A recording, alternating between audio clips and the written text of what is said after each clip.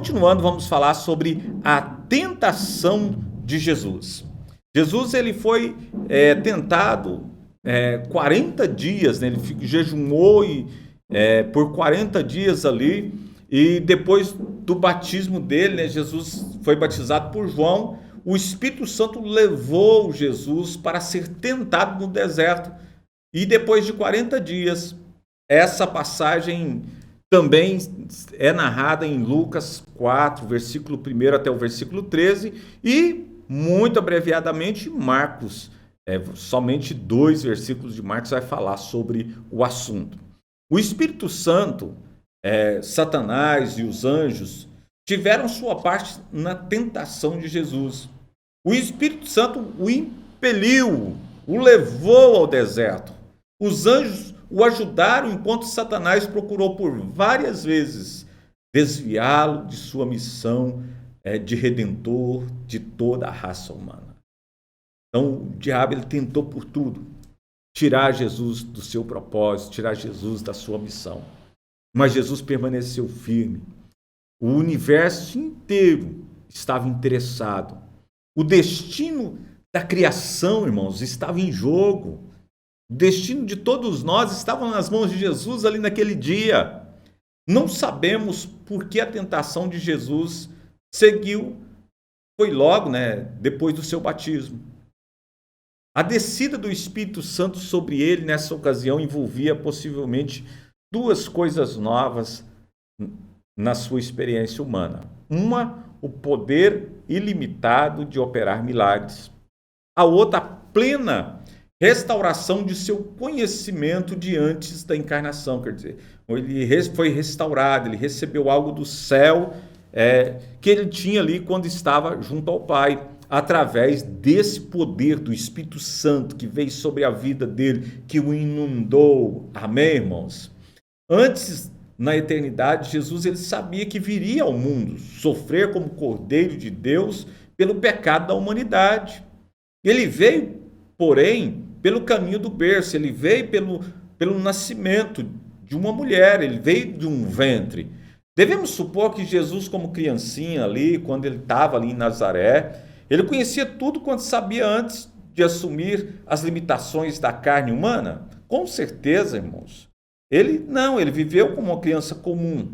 Não é mais natural pensar que o conhecimento que tinha antes da encarnação, que tinha antes ali dos céus, veio gradativamente à proporção que ele crescia, em paralelo com a sua educação humana. Naturalmente, irmãos, sua mãe contou-lhes a circunstância do seu nascimento.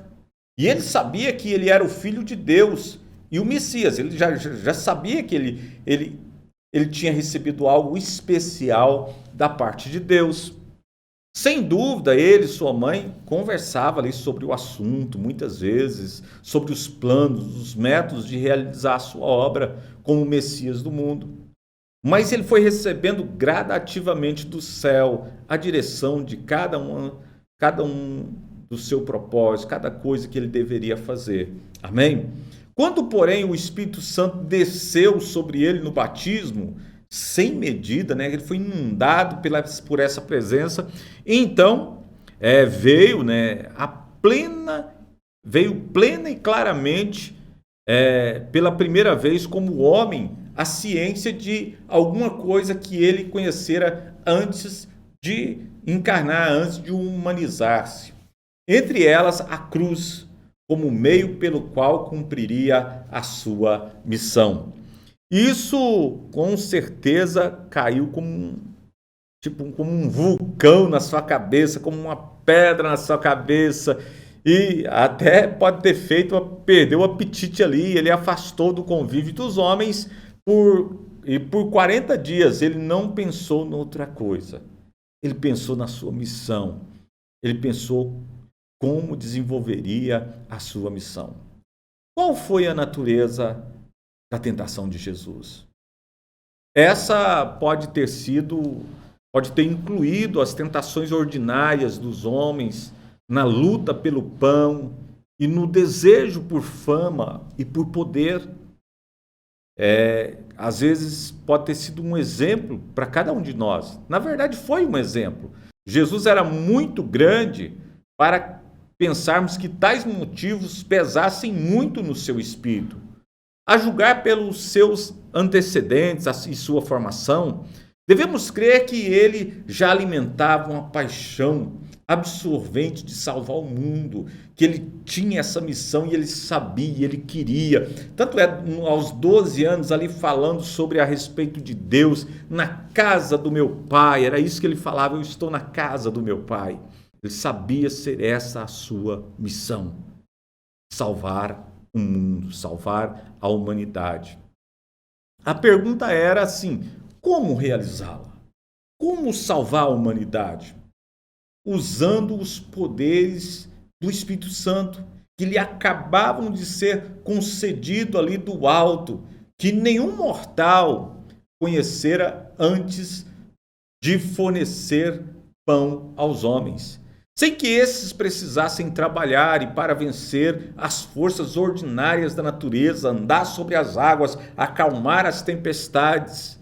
Ele podia ter se imposto ao domínio do mundo e pela força levar os homens a fazer sua vontade. Foi essa a sugestão de Satanás. Satanás chegou para ele, coloque o mundo para fazer a sua vontade. Eu vou te entregar ele nas suas mãos. Mas a missão de Jesus foi não compelir os homens à obediência, mas transformar os seus corações. Não era obrigar eles a segui-lo, mas transformar o coração. Como ele disse ali, é preciso, Nicodemos, nascer de novo. Era isso que ele ensinava. É preciso uma transformação interna. A essência da tentação de Jesus foi fazê-lo procurar alcançar os seus fins por meios mundanos. O diabo ele veio trazendo assim, você quer conquistar o mundo? Você pode transformar pedra em pão. Você quer transformar o mundo? Você pode dar ordem aos seus anjos, que eles vão te segurar. Você pode, se você ajoelhar, eu vou te entregar tudo isso aí. Mas Jesus não. Produzir resultados espirituais por métodos mundanos nunca vão dar certo. O que Jesus ele recusou a fazer. A igreja, através dos séculos, irmãos, infelizmente tem feito. E em escala ainda hoje faz também. Nós devemos entender que não é obedecendo às sugestões do mundo, mas obedecendo à vontade do Pai. É isso que nós temos que entender, irmãos. Obedecer à vontade do Pai. Permitir que a cobiça, o poder entre na igreja. Isso é terrível, irmãos. E isso tem acontecido em grande escala nos dias de hoje. O diabo ele esteve realmente presente ali, será? Ou foi só uma luta íntima, interna de Jesus? Não se diz, irmãos, sob que forma o diabo apareceu para Jesus. Mas, evidentemente, Jesus reconheceu que as sugestões partiam de Satanás, que ali estava resolvido seriamente a frustrar a missão de Jesus, a impedir que Jesus cumprisse a sua missão. Muitos pensam que o local da tentação de Jesus foram as alturas desoladas ali acima de Jericó, nas regiões estéreis ali de Jericó, acima do ribeiro de Querite, onde os corvos alimentaram Elias e de onde possivelmente se via ao longe o Gólgota, local da última batalha de Cristo, né? Lá desse monte ali, do deserto onde Jesus estava, dava para ver o monte Gólgota, onde foi a última batalha de Jesus. Irmãos, Jesus jejuou 40 dias. Moisés também jejuou 40 dias ali no Monte Sinai, quando ele recebeu ali os 10 mandamentos. Elias também jejuou 40 dias a caminho para o Monte Horebe. Moisés ele representa a lei. Elias representa os profetas. Jesus era o Messias para quem a lei e os profetas apontavam. Amém, irmãos? Estão entendendo? Os 3 grandes representantes da revelação divina aparece aqui nesses mesmos propósitos de 40 dias, né? Do alto do monte onde Jesus jejuava, irmãos, ele, olhando para o leste, para o outro lado do Jordão, podia ver a cordilheira do Nebo, onde Moisés e Elias, século antes, subiram para Deus.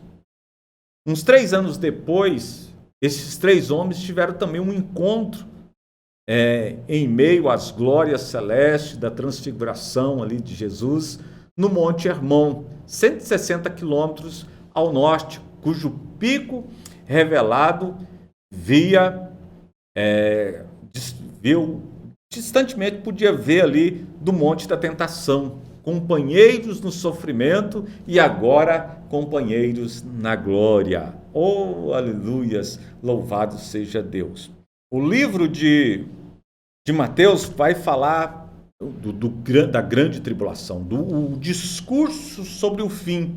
No capítulo 25 e capítulo 24, vai falar sobre a queda de Jerusalém, a vinda de Cristo e o fim do mundo.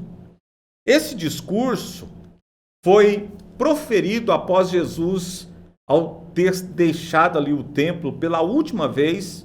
Ele falou sobre a destruição, ali no capítulo 24, da destruição de Jerusalém. Falou também da sua vinda e o fim do mundo. Algumas de suas palavras se referem a um fato, outras vai falar sobre outro fato diferente. Algumas estão de tal forma entrelaçadas que é tão difícil saber qual dos eventos o Jesus está se referindo. Se é a sua vinda ou se é o fim do mundo. Ou se até mesmo o juízo sobre o povo de Israel. Então, é muito parecido. Talvez esse estilo pouco claro fosse intencional, né? Que Jesus estivesse falando intencionalmente. Parece claro que ele tinha em mente 2 eventos distintos. Ele estava falando sobre 2 acontecimentos separados por um intervalo, indicados por esta geração e por aquele dia, como está em Mateus 24, 34 e em Mateus 24, 36. Algumas pessoas entendem por esta geração ou por esta nação, isso é, a raça judaica, que não passaria sem que o Senhor voltasse. A opinião mais comum, irmãos, é que Jesus quis significar o seguinte: Jerusalém seria destruída ainda naquela geração que vivia naquela época. Então Jesus ele queria falar sobre isso. Quem olha para os 2 cumes de montanhas distantes, estando um atrás do outro, parece vê-los juntos, né? Parece que não vê a separação entre os dois topos do monte ali. Embora estejam muito afastados um do outro, sejam muito distantes um do outro, mas parece ser um só. Assim, na perspectiva de Jesus, esses 2 eventos estavam muito aproximados entre si, apesar de longo intervalo entre os 2. O que disse uma sentença pode referir-se a uma era inteira. O que aconteceu num caso pode ser o princípio de cumprimento do que acontecerá em outro caso. As palavras de Jesus a respeito de Jerusalém se cumpre literalmente dentro de 40 anos. Os edifícios magníficos de mármore e ouro foram completamente arrasados ali pelo exército romano no ano 70 depois de Cristo, que, segundo o historiador Flávio Joséfo, o local parecia que nunca fora ocupado antes, devido à devastação total, à destruição total ali de Jerusalém, do templo. Tudo foi derrubado. O general Tito, com seu exército, destruiu todo o templo, destruiu Jerusalém. matou ali, muita gente morreu e houve uma perseguição muito grande ao povo judeu. A segunda vinda de Cristo, grande parte desse grande discurso dedica-se à segunda vinda de Jesus Cristo. Vendo que sua morte ocorreria dentro de 3 dias e sabendo que os discípulos ficariam assombrados, quase a ponto de perder a fé em Cristo e no seu reino, empreendeste uma difícil tarefa de explicar que eles ainda verão realizadas a sua esperança de um modo muito mais grandioso de que jamais sonharam. Jesus vai falar, algo vai acontecer, e ele vai explicar para os discípulos, algo tremendo vai acontecer. É necessário que isso aconteça. Os pensamentos de Jesus se detêm-se largamente em seu segundo advento. Jesus ele vai focar muito no segundo acontecimento, no segundo propósito. Olha o que diz o texto. Quando vier o Filho do Homem na sua majestade, todos os anjos com ele, Mateus 25, 31, ele vai falar também no Mateus 16, 27, o Filho do Homem há de vir em glória, na glória de seu Pai, com seus anjos, e então retribuirá cada um conforme as suas obras. Mateus 24, 27 diz assim, assim como o relâmpago sai do Oriente e se mostra até o Ocidente, assim há de ser a vinda do Filho do Homem. No versículo 37 de Mateus 24 diz, assim como foi nos dias de Noé, também será a vinda do Filho do Homem. O mesmo aconteceu nos dias de Ló. Assim será no dia em que o Filho do Homem se manifestar. Lucas 17, 28 até o 30. Então se verá o Filho do Homem vindo numa nuvem com poder e grande glória. Lucas 21, 27. Qualquer que se envergonhar de mim também, o Filho do Homem se envergonhará dele quando vier em glória, na glória de seu Pai, com os santos anjos. Marcos 8, 38. Vou preparar lugar, voltarei e vos levarei para mim mesmo. João 14, 2 e 3. Olha o que diz, na sua vinda será anunciado com um grande clamor de trombeta. Mateus 24, 31. Como outrora se fez reunir o povo ali em Êxodo, irmãos. Haver repetido essa expressão, a trombeta soará, em conexão com a ressurreição, como está lá em 1 Coríntios 15, 52 e em 1 Tessalonicenses 4,16, diz assim o texto, o mesmo, ouvida a voz do arcanjo e ressoada a trombeta de Deus, descerá dos céus. Indica que pode ser mais do que mera figura de linguagem. É literalmente, irmãos, um grandioso acontecimento histórico, real e repentino, quando ele agregará os seus a si, dentre os vivos e os mortos, numa escala vasta e maciça. Toda a igreja vai estar com Cristo.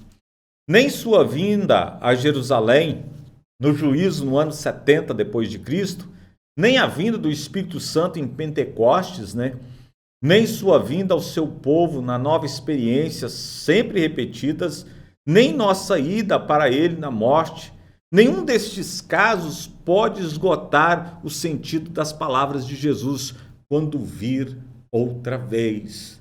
Então, cada uma dessas coisas tem o seu tempo determinado e a sua importância.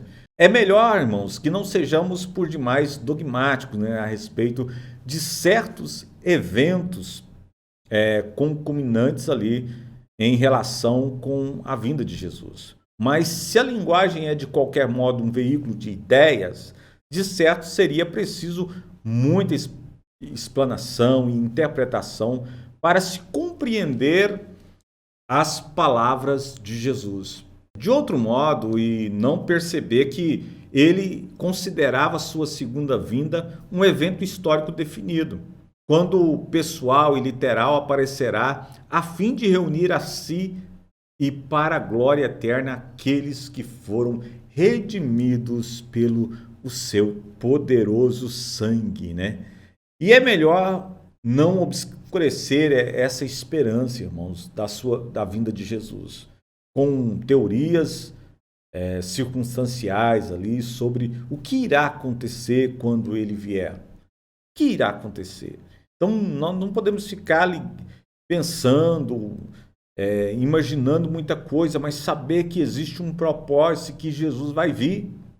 Muita gente, supomos, vai ficar tremendamente desapontada quando, se Jesus não proceder de acordo com o programa que ela já traçou para ele.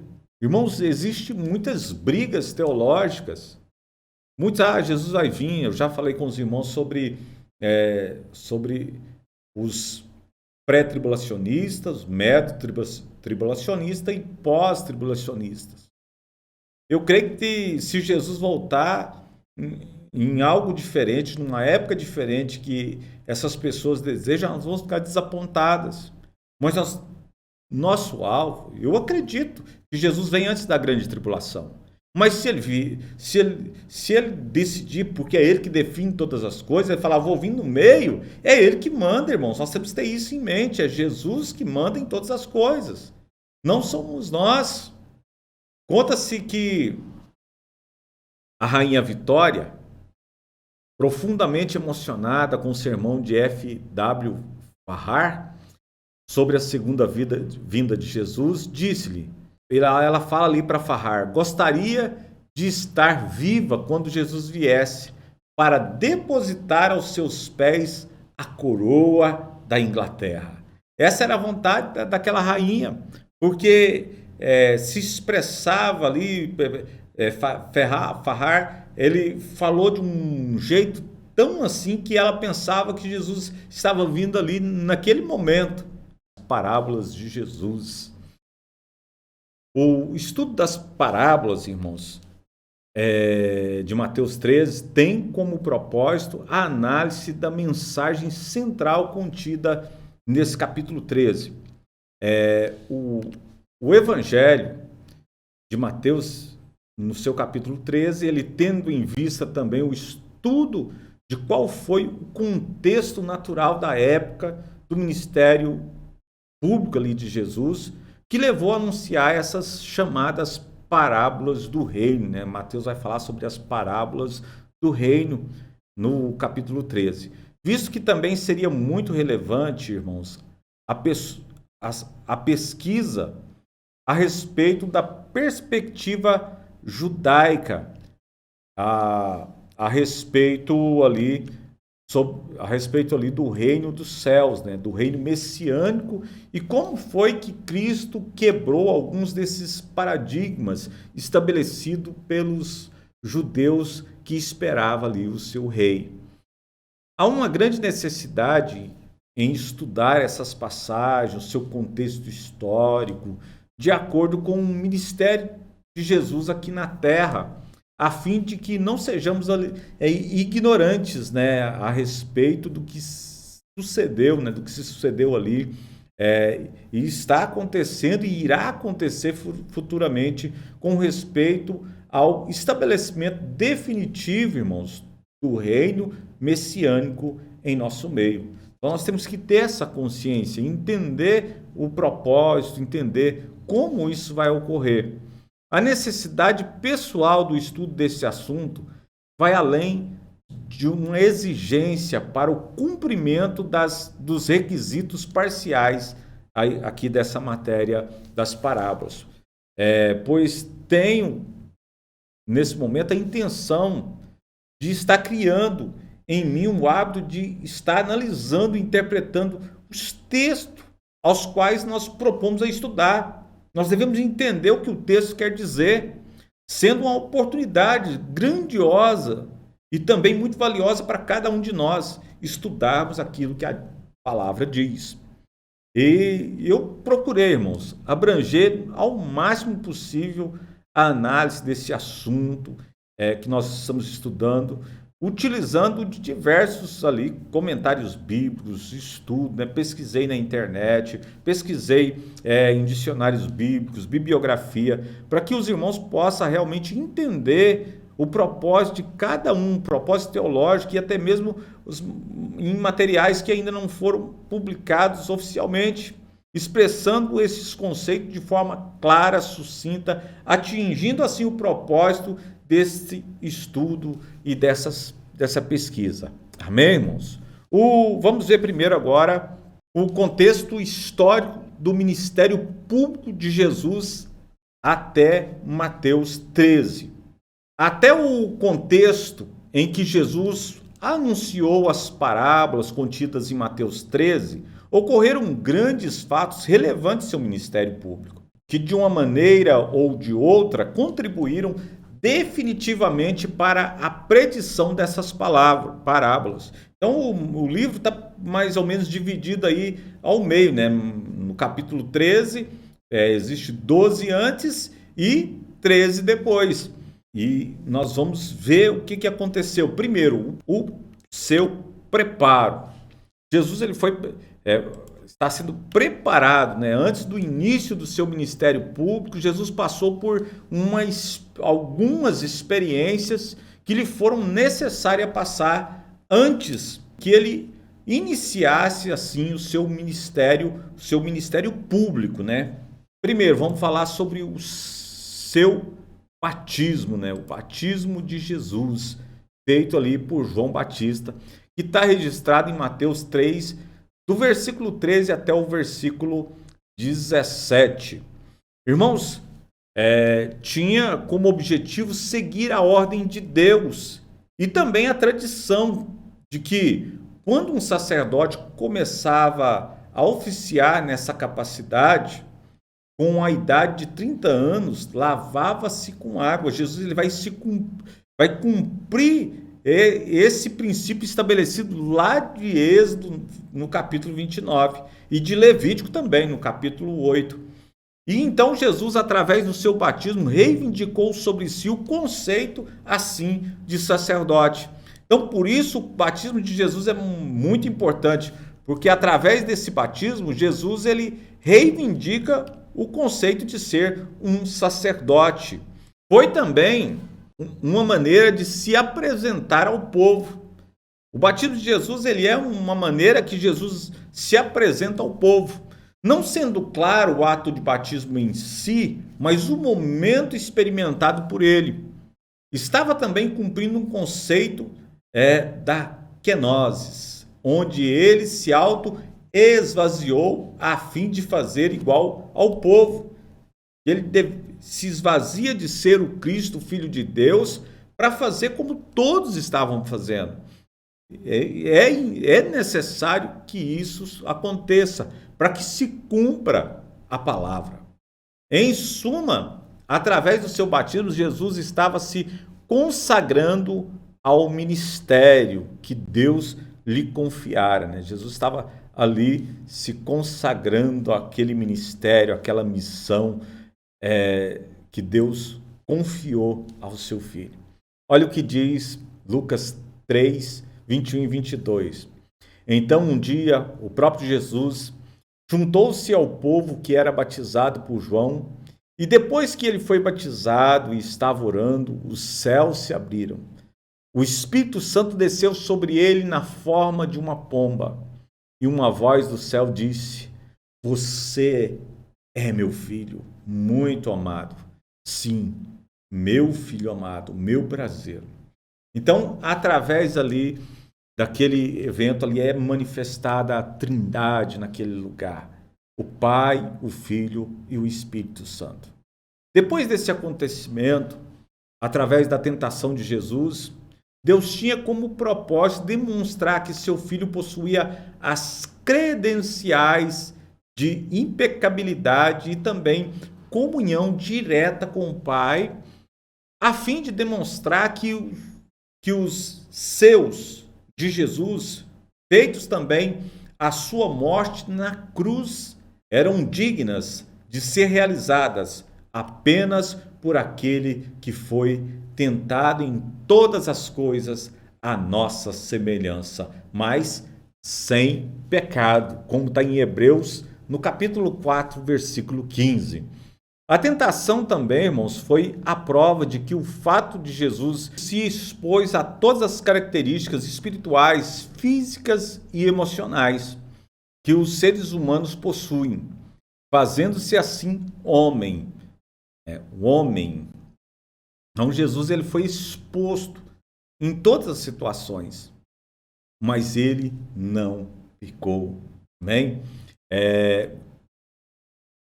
O ministério de Jesus em Jerusalém e na Judéia. Irmãos, após o seu preparo, Jesus foi para Jerusalém e permanece cerca de 8 meses nessa cidade, desenvolvendo ali o seu ministério na região da Judéia. Durante esses primeiros ministérios na Judéia, Jesus estava atravessando um período obscuro da sua popularidade como rei e Messias, pois pouquíssimas pessoas conheciam o seu nome, as suas obras e feitos e também o conteúdo da sua pregação. Olha o que diz a palavra. Mas por causa deste ministério na Judéia, o seu ministério começou a ficar e de fato ficou muito relevante. Depois da sua passagem pela Judéia, o seu ministério pega uma dimensão muito maior e ele começa a ser conhecido na região. E ele volta ali para Galileia, né? Ele volta a Galileia, Jesus ele volta para sua região, né? A região de Jesus, que é a Galileia. Após os 8 meses de ministério que Jesus teve ali na Judéia e também em Samaria, ele decidiu ir para a Galileia, onde mais especialmente em Cafarnaum, Jesus estabeleceria essa cidade como seu quartel-general, né? Cafarnaum se torna o quartel-general de Jesus. Os motivos que levaram Jesus a ter a cidade de Cafarnaum como seu ponto de estadia principal foi de que a cidade ela ocupava uma região privilegiada às margens ali do Mar da Galileia, o que tornava quase que a principal via de acesso às 10 cidades, né, a Decápolis. A cidade de Cafarnaum foi cenário de uma ocupação militar por parte das tropas romanas. E é possível, irmãos, que se dizer isso, pois em Cafarnaum havia um centurião, né, um centurião romano, que era um oficial do exército ali, que comandava 100 homens e que para aquela época era um número expressivo de soldados, levando em conta que a cidade de Cafarnaum não era uma cidade muito grande. E todo esse peso militar ali na cidade de Cafarnaum conferiu a ela o status de cidade tranquila, com ar de liberdade. Era lá que moravam os discípulos Pedro e André. Eles moravam ali em Cafarnaum, como está em Marcos capítulo 1, versículo 29. Depois, quando saíram da sinagoga, ele e seus discípulos foram para a casa de Simão e André. E o fato, irmãos, de Jesus ter feito dessa cidade o seu quartel-general e também local da sua morada, levou o evangelista Mateus a fazer menção em Mateus 9:1 de que Cafarnaum era a cidade de Jesus, sendo que foi usada por Jesus como cidade inicial e também como ponto terminal de todas as suas viagens por toda a Galileia. Nessa nova fase do ministério público de Jesus na Galileia, é que ele começa a se tornar popular, pois os galileus estavam informados que este tal Jesus operava milagres e muitas maravilhas na Judéia. E então os moradores da Galileia o receberam de braços abertos e ele pisa pela primeira vez em solo galileu, como está lá em João 4, versículo 45.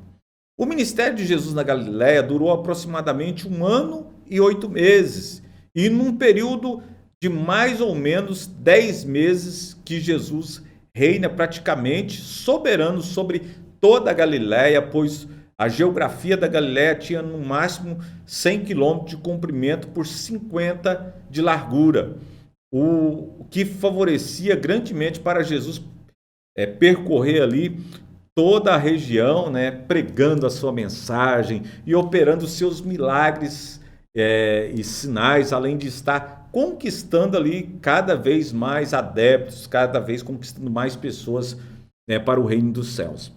Ainda que a motivação dos galileus não fosse bem a mais correta possível, pois eles estavam mais interessados nos feitos e nas realizações de Jesus do que propriamente nas palavras de Jesus. Jesus foi atingindo gradativamente a sua popularidade ministerial, como pessoa e também como um milagreiro ali da sua época. A estratégia que Jesus utilizou para atingir a tal posição foi mediante os seus feitos, milagres, curas, sinais, prodígios e também simples fato dele andar ali no meio do povo, ele estar junto com o povo. Após o término da segunda viagem que Jesus fez pela Galiléia, ele então volta para sua casa em Cafarnaum, no capítulo 13, né? Como era de costume. Ele retornava sempre após uma viagem pela Galiléia, logo ele voltava ali para Cafarnaum. Entrando num barco que estava às margens do mar da Galiléia, ele então pronuncia a parábola do reino, que vai, algumas parábolas ali que vai estar contida ali no capítulo 13.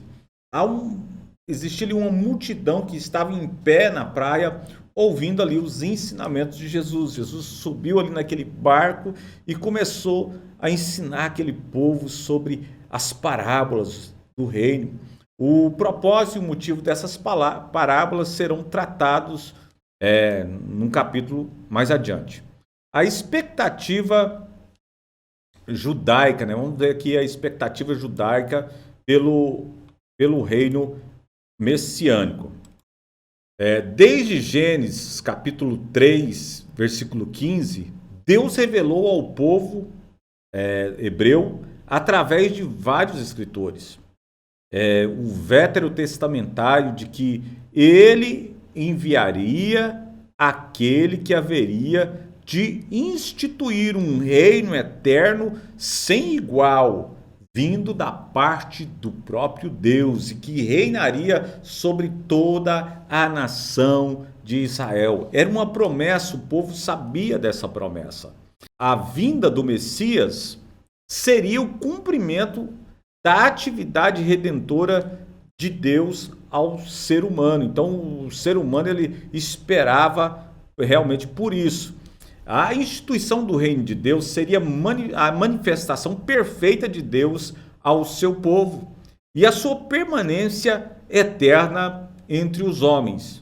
Texto como de 2 Samuel, capítulo 7, versículo 12 até o versículo 16, texto como de Salmos 132, versículo 11, Isaías 9, Isaías 43, Jeremias 23, Daniel 2, Daniel 7, Miqueias capítulo 7, sugeriram bases concretas para que este povo hebreu, em toda a sua história, ficassem ansiosos com a vinda do Messias, irmãos, e crescem de que ele seria o libertador eterno da nação de Israel. Era isso que eles acreditavam. A cada novo rei ou profeta que Deus suscitava ali em Israel, no Antigo Testamento, o povo logo tinha a expectativa de que esse sim seria o tão prometido rei de Israel.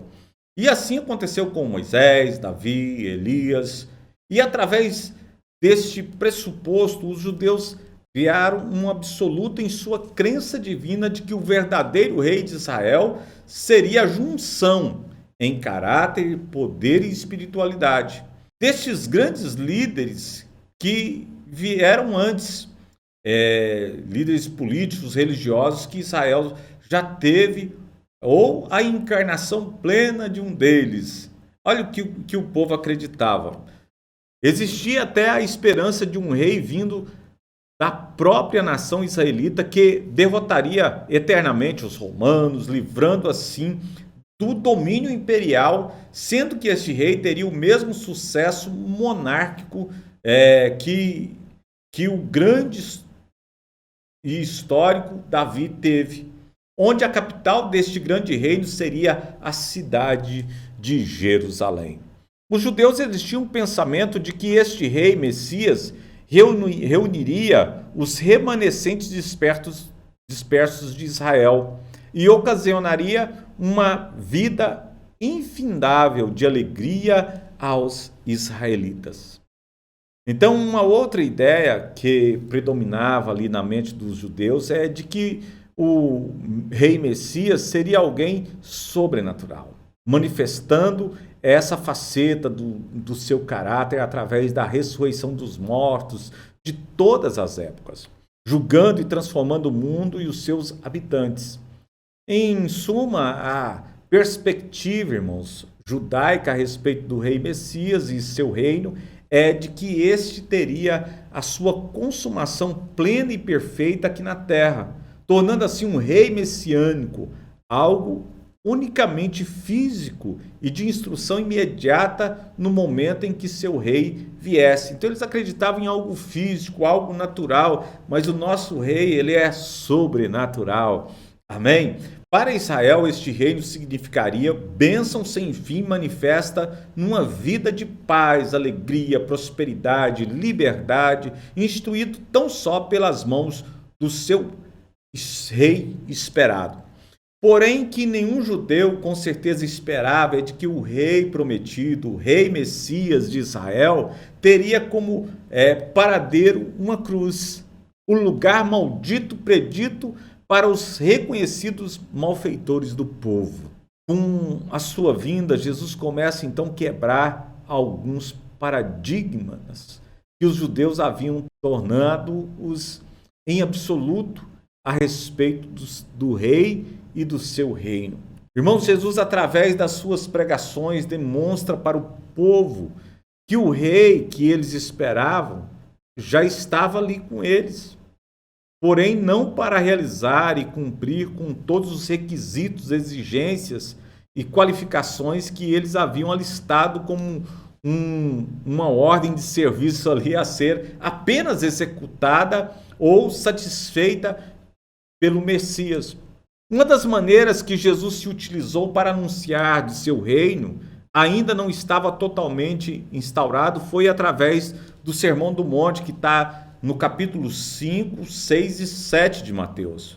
Pois este apresenta os requisitos de Cristo para que os que vivem na expectativa da plena manifestação do reino. O outro discurso que Jesus fala a respeito do reino messiânico são as parábolas em Mateus 13, onde ele diz que o reino seria algo a se concretizar plenamente no futuro, mais para frente, antes de propriamente entrarmos na questão das parábolas do reino descrita aqui em Mateus 13, a grande necessidade de traçarmos uma linha de raciocínio lógica, teológica e também histórica, no que diz a respeito às parábolas como um todo. Nós devemos saber primeiro a definição. Quais são as definições de parábola? Parábola, segundo a concepção neotestamentária, portanto também de Jesus, eram histórias ou histórias simples tiradas das experiências e práticas cotidianas daqueles a quem eram proferidas essas parábolas. Embora, irmãos, fossem simples, elas cumpriam cabalmente com o intuito a que eram proferidas, ilustrar uma verdadeira ética ou religiosa, tendo como paralelo exatamente as experiências cotidianas, o que estava acontecendo no dia a dia. Definindo parábola unicamente de acordo com o contexto histórico e o conteúdo de Mateus 13, seria ela uma linguagem de alto nível teológico. expressa de uma maneira profunda e substancial, tendo, irmãos, como objetivo forçar uma reação positiva ou negativa de crença ou incredulidade, de aceitação ou de total reprovação por parte daqueles que ouviam. Irmãos, essas parábolas revelam a natureza do reino de Deus e indicam como o filho do reino deve agir. Contexto histórico. A utilização de parábolas como uma linguagem alternativa de comunicação de verdades, de acordo com o padrão daqueles que as pronunciam, étnica ou religiosas, vão muito além da utilização que Jesus fez das mesmas e que são descritas pelos autores dos evangelhos. Já no Antigo Testamento, alguns escritores já se utilizavam de parábolas a fim de comunicarem verdades vinda do Senhor. Era também um costume de muitos rabinos, antes e depois de Jesus, fazerem a utilização de uma parábola nos momentos de controvérsias com outras seitas judaicas ou com a simples peble, né? Eles tinham o intuito de estar camuflando, omitindo do público suas respostas ríspidas, proferidas contra aqueles com quem discutiam. Porém, eles explicavam mais tarde o significado e a aplicação das suas parábolas apenas para os seus seguidores. Então, eles utilizavam lá as parábolas como um meio até de ataque, né? Além de utilizar as parábolas como uma forma de comunicação verbal, eles também se utilizavam delas na maneira escrita, não só falada, mas também escrita, né? Vai utilizando ali. As parábolas, irmãos, eram também muito utilizadas no Oriente, porque em todo o Oriente a ideia de sabedoria era unida a essa forma de ensino, esse método aí de parábola, de discurso figurativo, tendo, portanto, a sabedoria e a filosofia como seus maiores conteúdos. A utilização do vocábulo na Septuaginta é uma tradução de Machal no hebraico, que pode indicar a grande variedade de estilos de comunicação, como provérbios, metáforas, alegorias, histórias ilustrativas, a fábula, o enigma, o símile e as parábolas propriamente ditas. Jesus, na verdade, se utilizou das parábolas como sendo um tipo de comunicação verbal existente em sua época.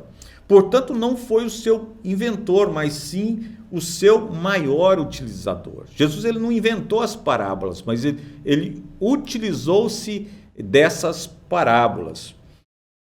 Propósito de Jesus em falar através das parábolas. Qual que era o propósito de Jesus, irmãos? Até o contexto de Mateus 13, Jesus falava por meio de parábolas apenas com o objetivo de que essa servisse, de ilustração dos seus ensinamentos em questão, onde se fosse necessário saber a sua interpretação, o contexto em que foi proclamada, cuidaria muito bem de fazê-lo. Ao anunciar as parábolas de Mateus 13, Jesus começa a falar às multidões apenas por parábolas, onde na sua maioria o conteúdo teológico destas parábolas preocupava-se mais em anunciar algumas verdades a respeito de Jesus e de seu reino aos seus discípulos, do que propriamente proclamar uma verdade ou um exemplo a ser seguido pela multidão a quem Jesus estava ensinando. Essas parábolas de Jesus tinham como público-alvo os seus próprios discípulos, os apóstolos que estavam com Cristo, pois até então o povo judeu tinha se mostrado surdo aos apelos de arrependimento e conversão proposta a eles por Jesus, dando crédito apenas aos milagres, curas, sinais, prodígios que Jesus fazia. O povo estava interessado tão só unicamente no lado bom do ministério de Jesus. Os poucos que estavam a fim de segui-lo recebiam sua interpretação. Somente aqueles que seguiam Jesus, Jesus dava ali a interpretação de cada parábola. De agora em diante, então, quando Jesus vai ensinar, proclamar as verdades às multidões incrédulas, com o seu coração endurecido, aquela multidão com aquele coração duro, impenetrável, ele a faz apenas por meio de parábolas. Mateus 13, 34 diz assim: Jesus usava sempre estas ilustrações quando falava ao povo, pois os profetas disseram que ele usaria muitas. Ele nunca falava sem contar pelo menos uma ilustração.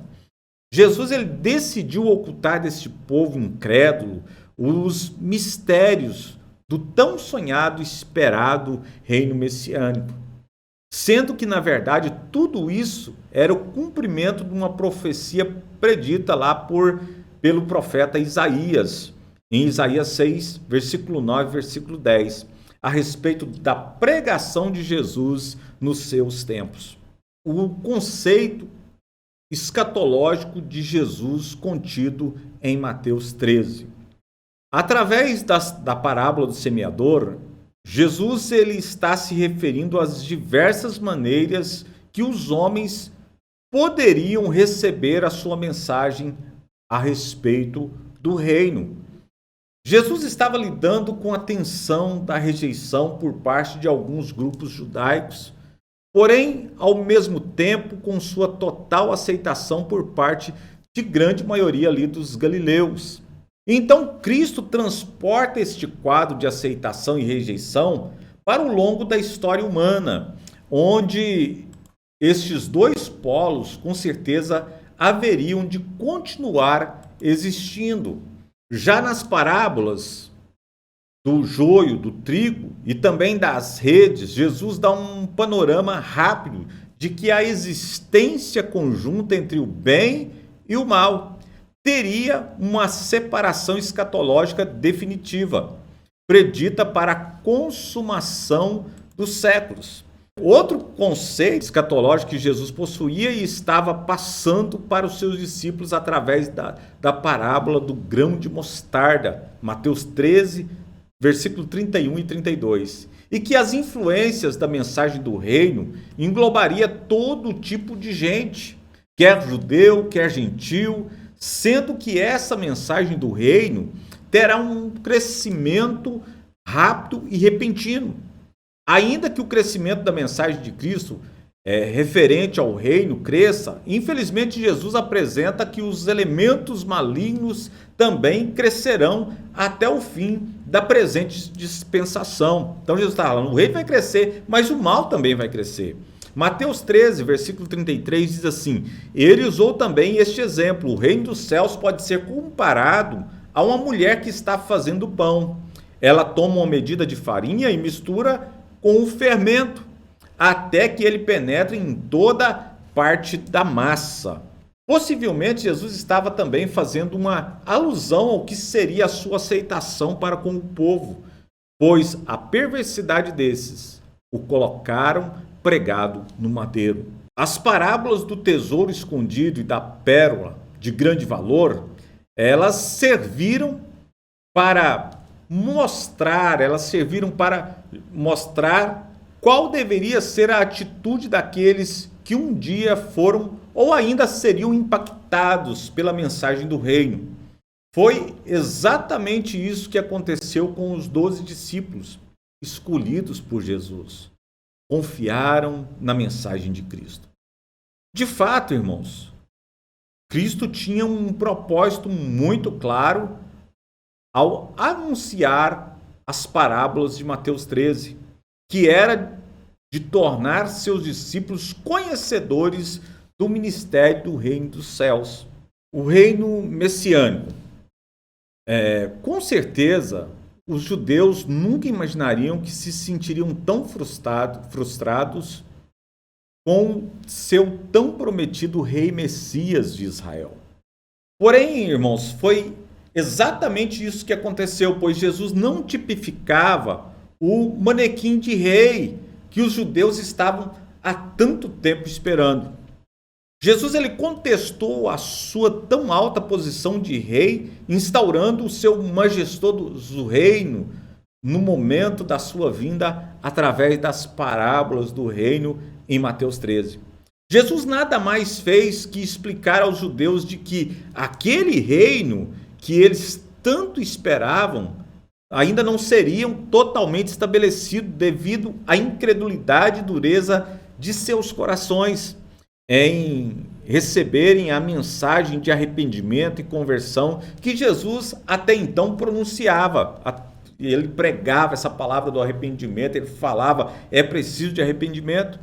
Literalmente, irmãos, os judeus estavam para colocar o pirulito na boca, porém se esqueceram de que este vinha embrulhado em um papel. E por não gostarem do sabor deste pirulito encapado, acabaram jogando fora o tão sonhado reino. Mas Deus, em sua soberania, predeterminou de que o tal estabelecimento deste reino messiânico seria num futuro escatológico. Na verdade, este é o ensinamento central das parábolas do reino. Amém? Quem tem ouvidos, ouça o que o Espírito diz à igreja. Amém? Que Deus abençoe. Até a próxima aula, né? Vamos estudar o livro de Marcos. Amém? Que Deus abençoe a todos e aproveitem bem essa aula, que eu creio que é para o seu crescimento espiritual. Tchau!